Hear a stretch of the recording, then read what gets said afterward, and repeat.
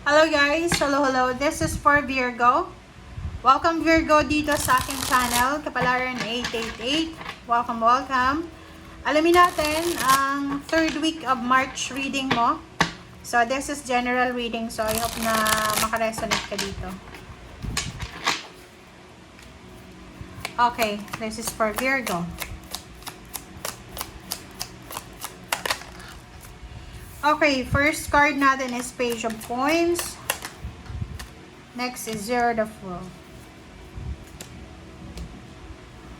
Okay, Virgo. Single, in a relationship, unemployed, employed, business person. Sinasabi ng bara sa'yo dito na huwag kang masyadong magpanik, huwag kang magmamadali, lalo na sa trabaho, sa financial success, and emotional success mo. Okay? You have solid foundation. You have strong and solid foundation. So, hindi ka dapat nag-aalala.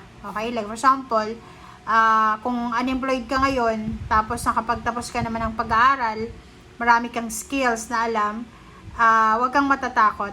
Okay? Because you will have financial support, yung support system mo sa future regarding family and then finances ay napakatatag. Next dito, sinasabi ng barahan na isang risky na desisyon na posibleng gagawin mo. So, nakikita natin, maybe you're planning to travel, to work abroad, to relocate, to go back to the Philippines, kung halimbawa na ikaw ay OFW or nasa ibang lugar ka, nagtatrabaho. Alright, so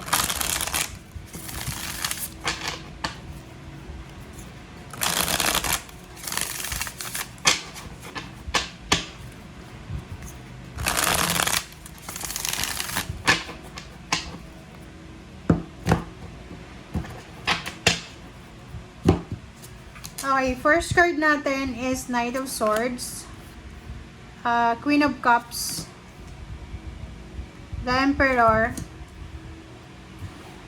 Six of Pentacles, and then the Hermit. Sa ilalim mo is Three of Cups.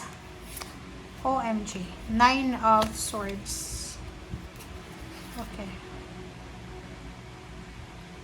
Okay, kung makikita mo dito, kasi puro pera to eh. Pera, tsaka celebration. So, sinasabi ng bara sa'yo dito, may kailangan kang i-celebrate to eh. Like, may family celebration, meron kang nakaplano na gawin sa linggong ito. So, this one is from March 16 to 22.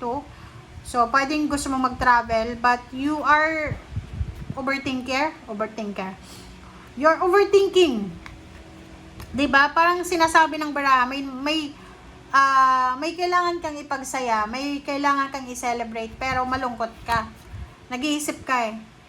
Like, hindi ka alam ano ba yung celebration na kailangan mong i-celebrate sa week na to. Pero, instead na mag-celebrate ka, naandyan ka sa isang lugar, sa isang sulok na hindi ka makatulog sa gabi kasi nag-iisip ka.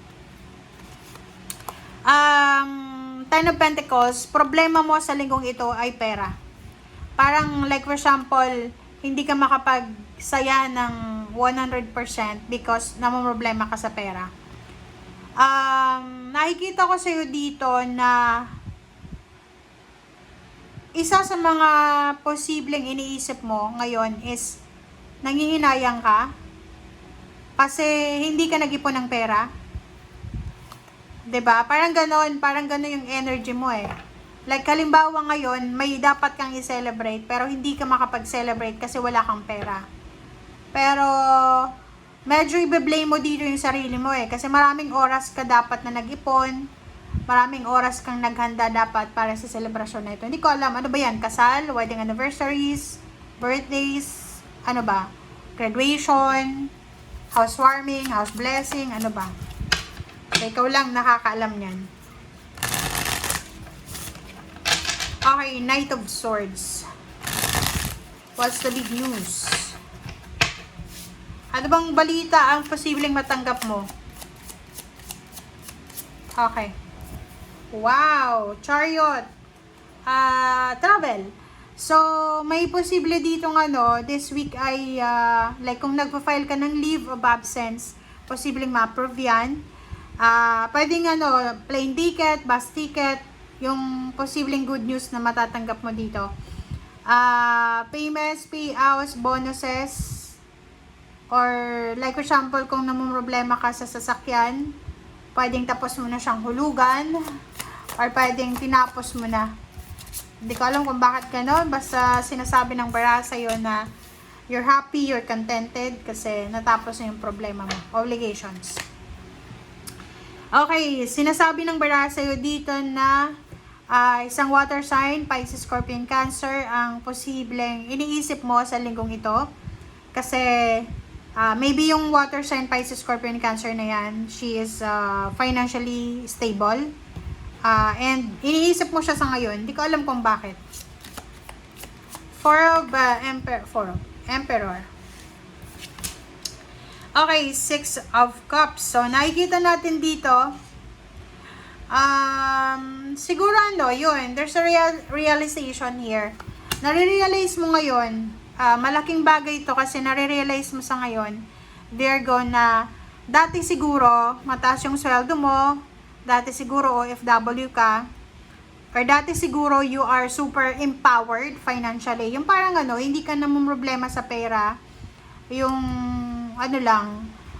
relax na relax ka lang. Chill na chill ka lang sa pagmamanage ng pera dati. Yun yung marirealize mo sa ngayon. Kasi ngayon parang iniisip mo na nangihinayang ka sa panahon na yun. Kasi kung nag-ipon ka sana, naging wise ka sa salapi, ngayon ay may pera ka. Okay, Six of Pentacles, Virgo.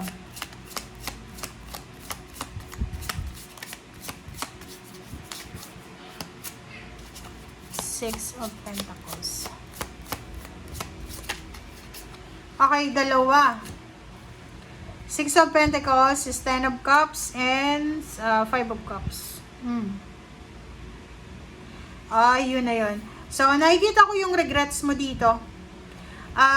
Siguro OFW ka or nasa malayo kang lugar, so marami kang pinagsisisihan na decision making ngayon. Parang iniisip mo na kung hindi ka sana nag-decide ng ganito dati, siguro ngayon hindi ka na problema. Nakikita ko sa'yo dito na meron kang regrets about sa financial balance mo. Nagsisisi ka dahil wala kang magawa, dahil wala kang way out, parang ganon. Please comment down below.